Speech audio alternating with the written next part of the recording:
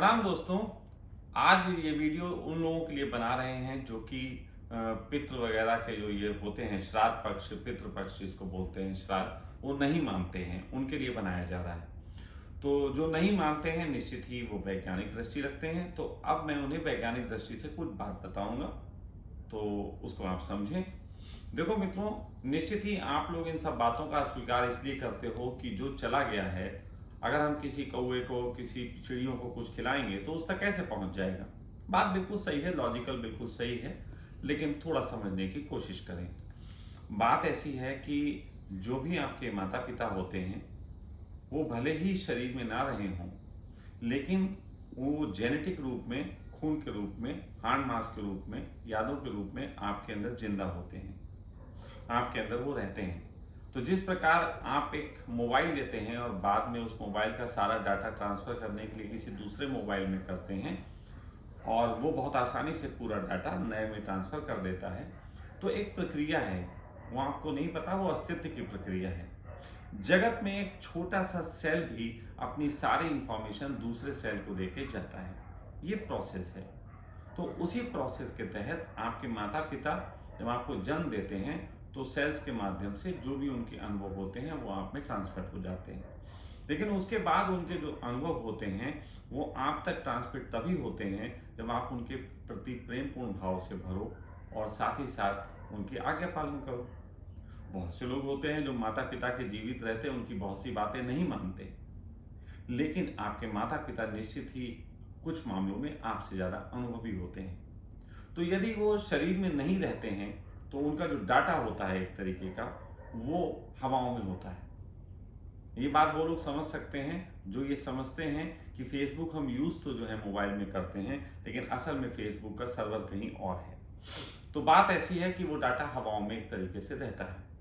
तो यदि श्राद्ध पक्ष में, अब आप वैसे तो कभी भी कर सकते हैं, लेकिन श्राद्ध पक्ष में करें तो इसके ज़्यादा लाभ माने जाते हैं, आप करके देखिए। तो श्राद्ध पक्ष में यदि आप जो है सिर्फ इतना काम करें, कोई पंडित को भोजन ना कराना, कोई आप जो है दान मत देना, आप किसी को कुछ ना मानना, लेकिन आप एक काम कर सकते हैं कि आपके माता पिता को जो भोजन पसंद था, जो स्वाद उनको पसंद था, आप सिर्फ इतना करें कि पूरे पितृपक्ष पक्ष में आप वो एक लिस्ट बना लें और प्रतिदिन वो भोजन आप घर में बनाएं, स्वयं और अपने घर में और भी लोग जो हैं उनके साथ उसका आनंद उठाएं। अब इससे होगा ये कि आपके अंदर जो आपके माता पिता का सेल्स एक्टिव है वो उस प्रकार के भोजन खा के और उस प्रकार की उनकी स्मृति में बातें लाके एक्टिव हो जाएगा। और जब वो एक्टिव होगा तो जो नेचर में आपके मदर फादर के जीवन के अनुभव हैं वो सिंक्रोनाइज होके जो हैं वो उस सेल्स को उपलब्ध हो जाएंगे। यानी कि अनजाने में आपके पास बहुत सारी ऐसी इंफॉर्मेशन जो तरह तरह की परिस्थितियों से लड़ने के काम आती है वो इकट्ठी हो जाएगी।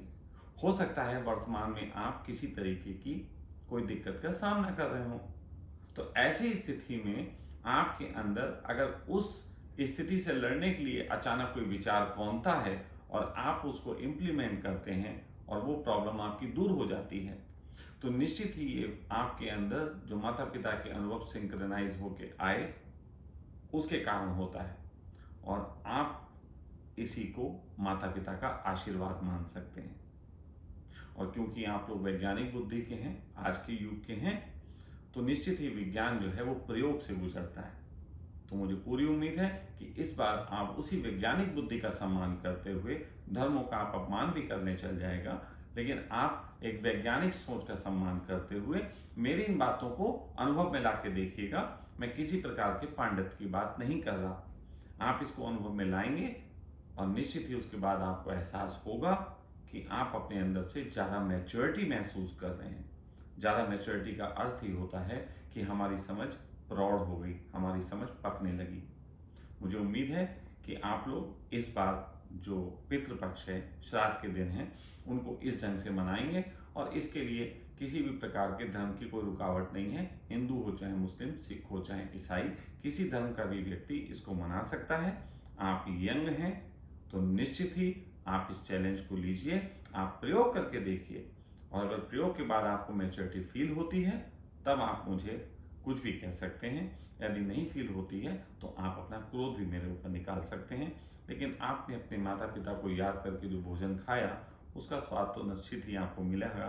तो आप इस प्रयोग को करें, इस तरीके से श्राद्ध मनाएं। और मित्रों, मैं भी पिछले 3 साल से इसी तरीके से श्राद्ध को मनाता हूँ। कोई भी ऊपरी दिखावा, बाहरी दिखावा मैं नहीं करता। और 3 साल के अनुभवों के बाद ये बातें आपको कह रहा हूँ कि मुझे ऐसा लगता है कि अस्तित्व में चारों तरफ से मुझे आशीर्वाद बरसा है।